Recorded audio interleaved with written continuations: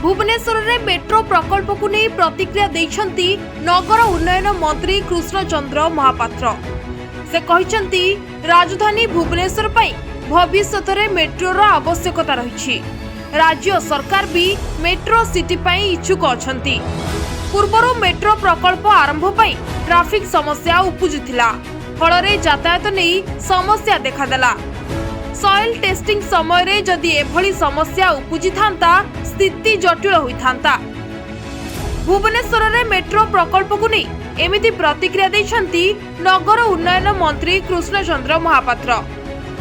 भुवनेश्वर रे यातायात को अधिक सुविधा करबा पई निकटरे कैबिनेट रे रिंग रोड को अनुमोदन मिलिछि। एही रास्ता खोर्धारू भुवनेश्वर कटक दे टांगी रे शेष हेबो।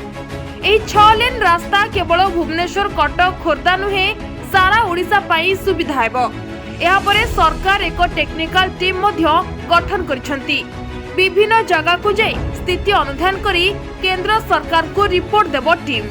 परे राज्य सरकार केंद्र सरकार को सह मेट्रो प्रकल्प विषय रे कथा हेबे।